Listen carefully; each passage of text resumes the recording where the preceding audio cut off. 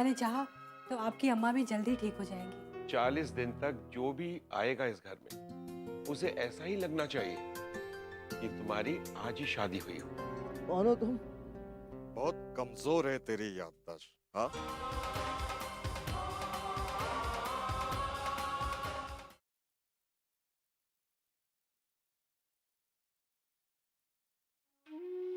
फर्क सब इतना है कि अब वो जिस्म नहीं, एक एहसास बन गया है बस। अब वो इस से गई ना, सिर्फ एक बार जिस्म बनकर मेरे सामने आ जाए अब्बू। अब्बू, अब तक तो मैंने उन्हें जी भर के देखा भी नहीं है अब्बू। एक बार उन्हें जी भर के देख तो लो अब्बू। उम्र भर उनको अपनी आंखों में बसाने के लिए एक बार उन्हें ठीक से देख तो लो अब्बू, एक बार, सिर्फ एक बार।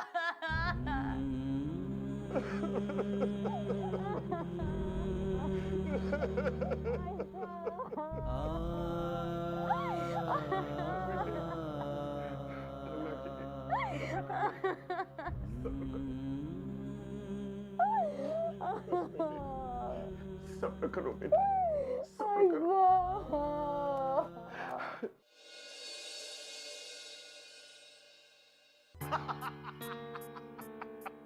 होश में आते ही चारों तरफ हैरानी से देखने लगा। जयशंकर को देखकर बोला, तुम मुझे क्यों मारना चाहते हो?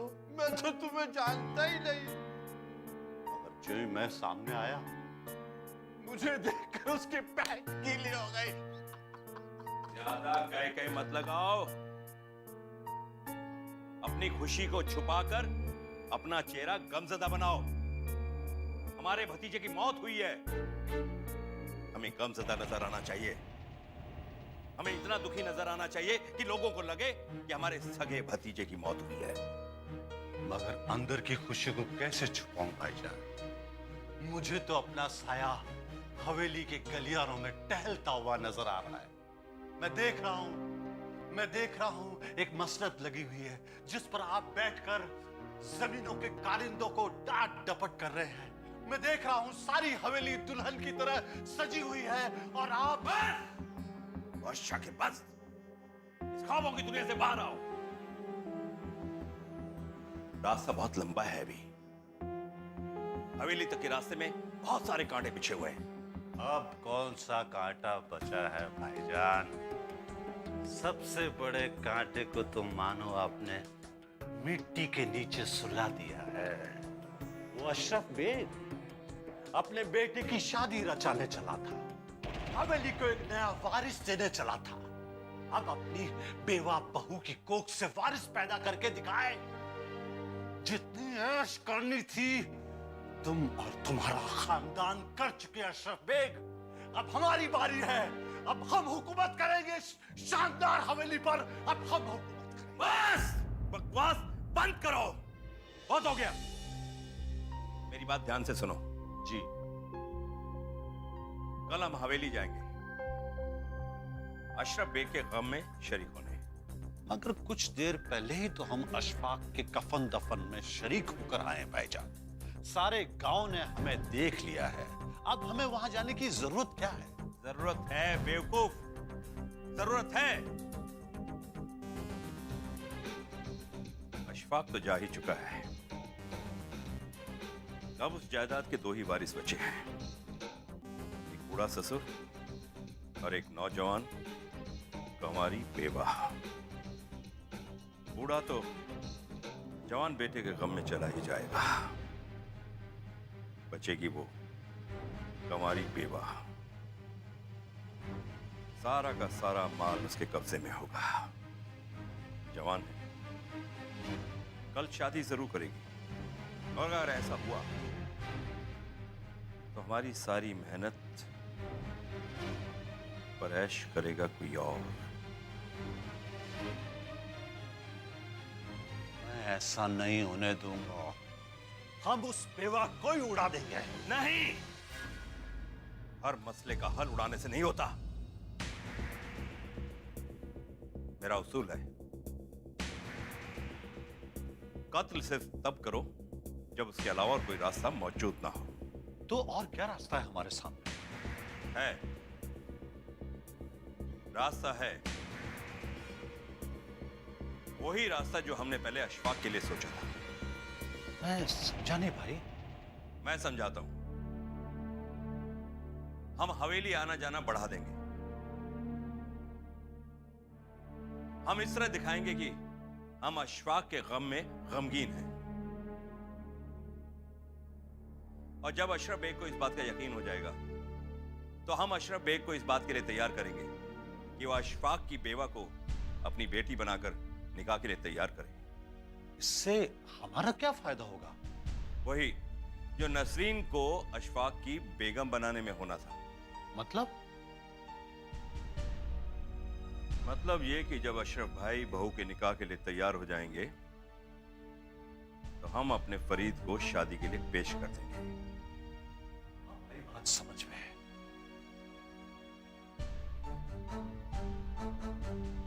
नहीं, मैं ऐसा नहीं होने दूंगी। मेरे फरीद की दुल्हन तो नसरीन ही बनेगी।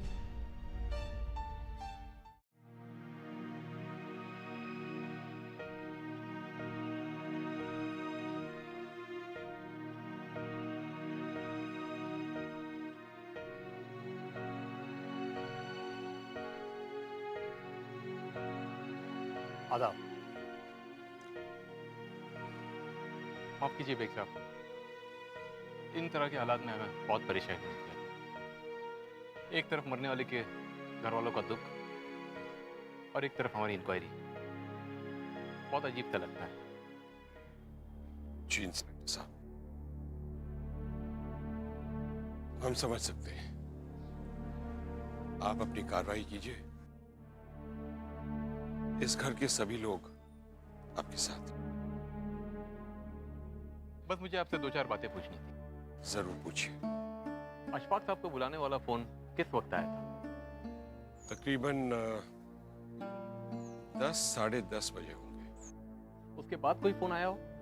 कह नहीं सकता, आया भी हो और ना भी आया हो।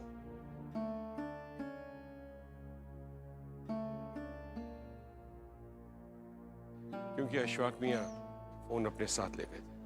अगर बहू बेगम से कुछ पूछना हो तो कब तक पूछ सकते हैं? इस वक्त बहुत सदमे में है, 2-4 दिन बाद। बेग साहब, आपकी किसी से दुश्मनी, मेरा मतलब है किसी पर शक है?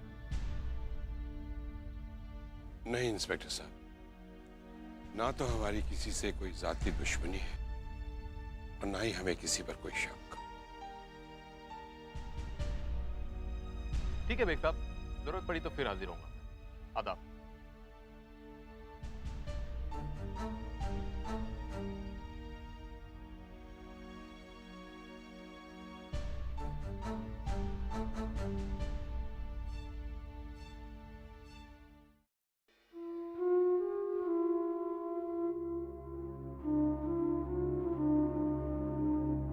चाय पी लीजिए अम्मा भी।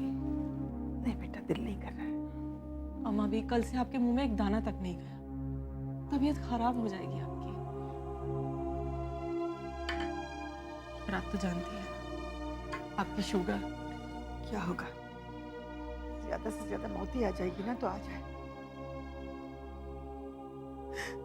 ये रोज रोज के नए सदमों से तो अच्छा है एक ही बार मौत आ जाए। ऐसी बातें मत कीजिए अम्मा भी।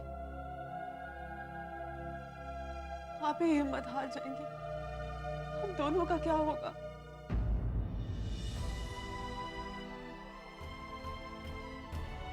मैं क्या करूं मेरी बच्ची? ये खुशियां इस कदर मेरी दहलीज से रूठ गई हैं।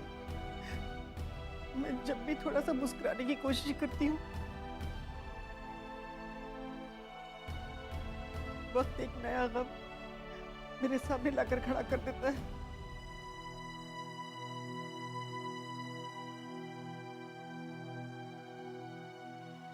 अम्मा भी,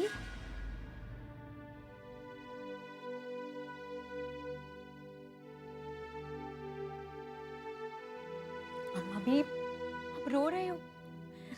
अम्मा भी, रोइए मत। आपने सुना नहीं अब्बू ने क्या कहा? अशफाक कहीं नहीं गए हैं, यही हैं हमारे बीच।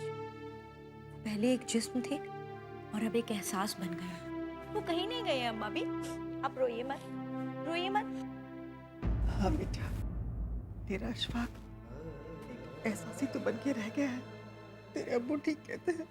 हाँ अम्मा भी, ऐसे में अगर आप रोओगी तो सोचो मेरे अशफाक के एहसास को कितना एहसास होगा। रोइए मत अम्मा भी, आप रोइए मत।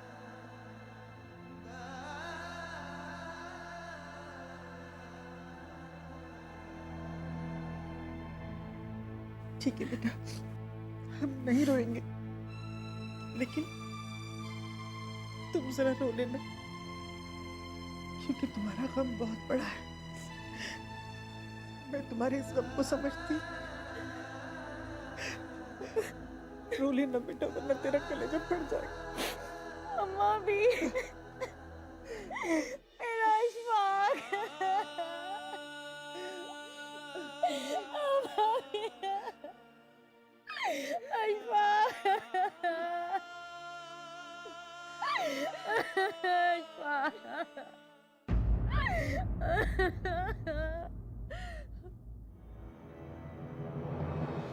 अशरफ भाई, मैंने खाना किचन में रखवा दिया है। अब घर वालों को कहकर सबको खाना खिलवा दीजिएगा।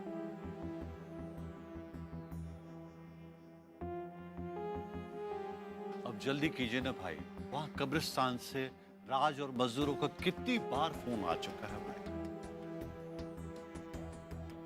अशरफ भाई, अब इजाजत दीजिए। अशफाक की कब्र पक्की करके शाम को फिर लौटते हैं।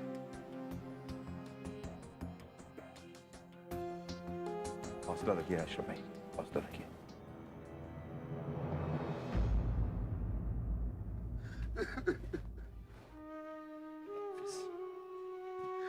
अल्लाह हाफिज। अल्लाह हाफिज।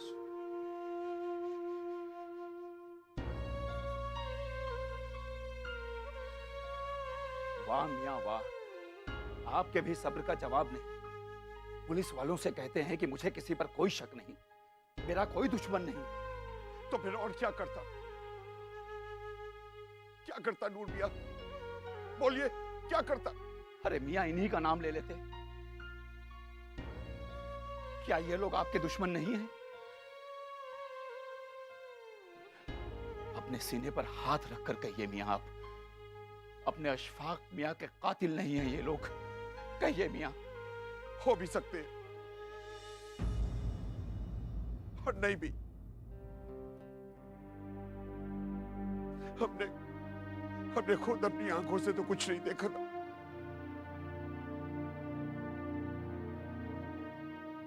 क्या आपको नहीं मालूम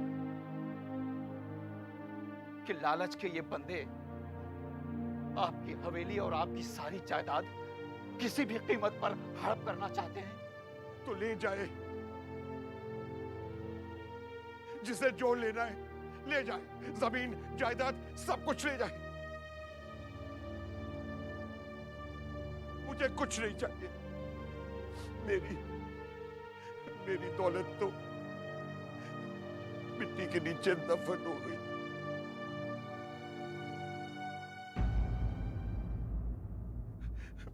मेरा अशफाक अपने बाप को रन जगह देकर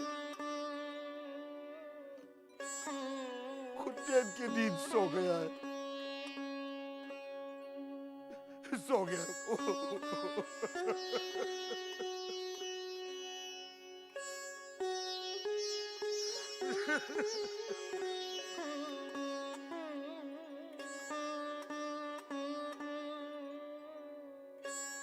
और इन्हीं लोगों ने उसे मौत की नींद हमेशा के लिए सुलाया है। ये आपको बेनामो निशान कर गए हैं मियां। इन्होंने सिर्फ इस हवेली के वारिस को ही नहीं मारा है, बल्कि वारिस होने की हर उम्मीद का कत्ल किया है मियां, हर उम्मीद का। और आप इन लोगों को कैसे माफ कर सकते हैं? कैसे मियां, कैसे?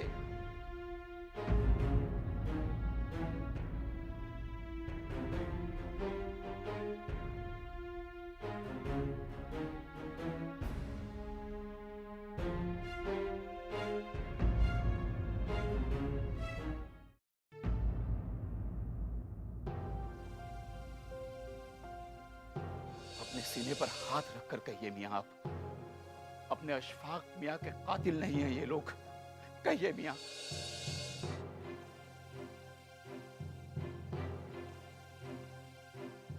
कि लालच के ये बंदे आपकी हवेली और आपकी सारी जायदाद किसी भी कीमत पर हड़प करना चाहते हैं।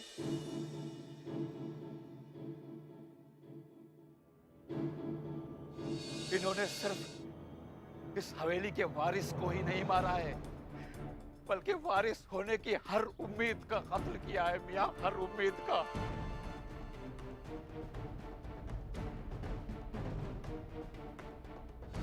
क्या आप इन लोगों को माफ कर सकते हैं मियां?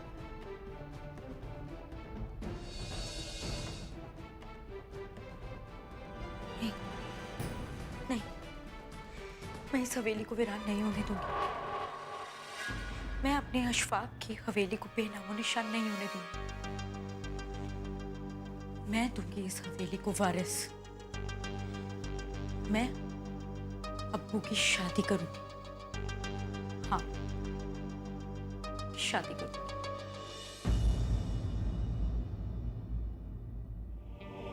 नहीं, नहीं होने दूंगी। नहीं होने दूंगी मैं। क्या बात है बेटा? मैं इस हवेली को बेनामो निशान नहीं होने दूंगी। पागल हो गई? तुम्हें खबर भी? तुम क्या कह रही हो? अम्मा भी, आप कहीं ऐसा तो नहीं सोच रही कि आपकी बेटी शौहर के सदमे में पागल हो गई? क्या बकवास कर रही हो? तुम्हें होश है? तुम क्या कह रही हो? होश तो मुझे अब आया है अम्मा भी। अब जाना है मैंने कि मेरे शौहर का कत्ल क्यों हुआ। अब मालूम हुआ है मुझे कि अशफाक के कातिल आखिर चाहते क्या है। कौन है अशफाक का कातिल? क्या चाहता है वो? अशफाक के चचा जुबैर बेग और शाकिर बेग। क्या? हाँ अम्मा भी, अब्बू के सौतेले भाइयों ने मारा है उनके लाल को। और जानना चाहोगी क्यों?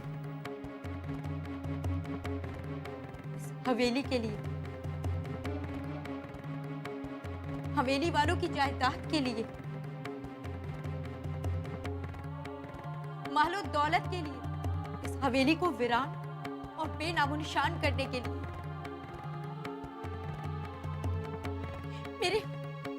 मेरे अशफाक के सीने में 17 वार किए हैं उन जालिमों ने। या अल्लाह!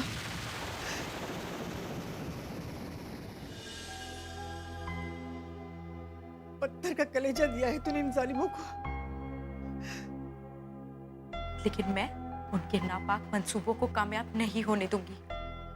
मैं अपने अशफाक के खानदान को बेनामो निशान नहीं होने दूंगी अम्मा भी, नहीं होने दूंगी।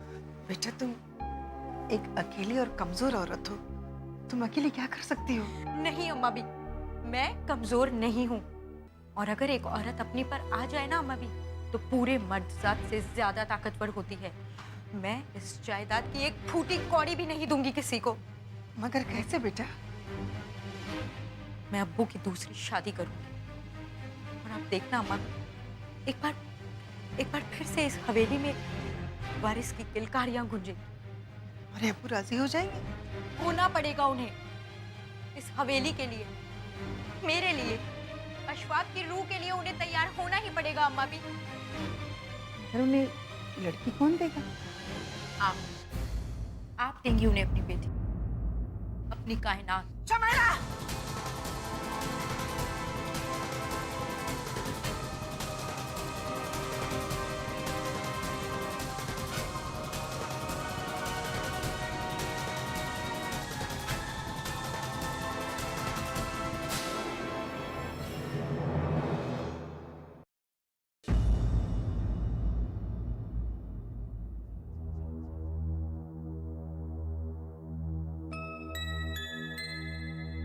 भाईजान, ये आप किस वक्त की नमाज पढ़ रहे थे?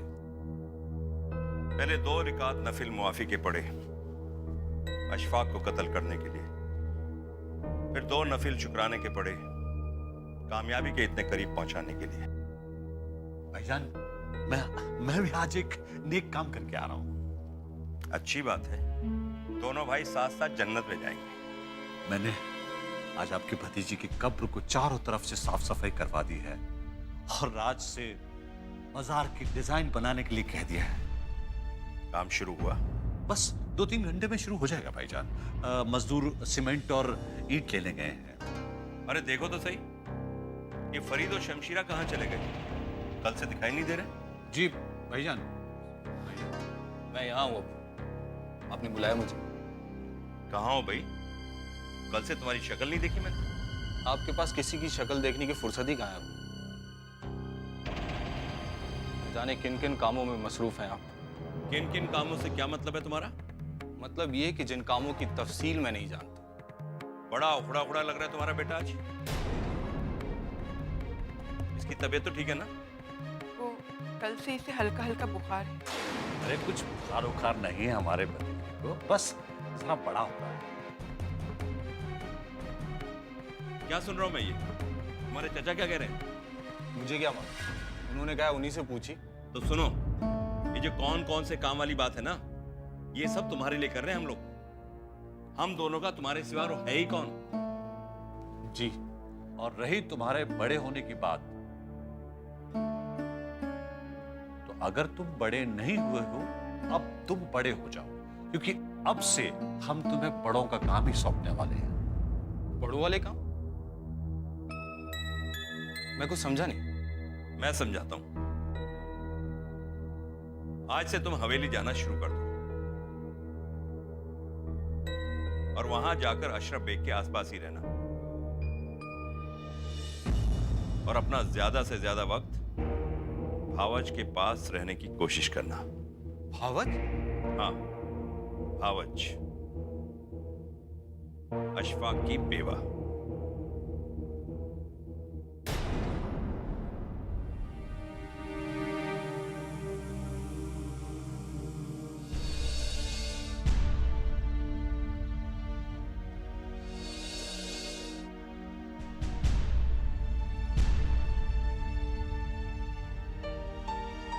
क्या हुआ?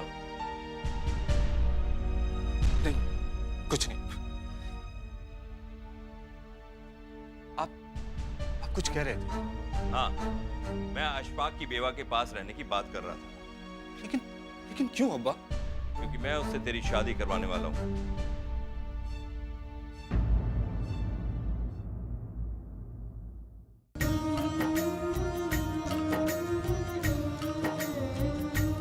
अपना चिराग सबका चिराग, अपना चिराग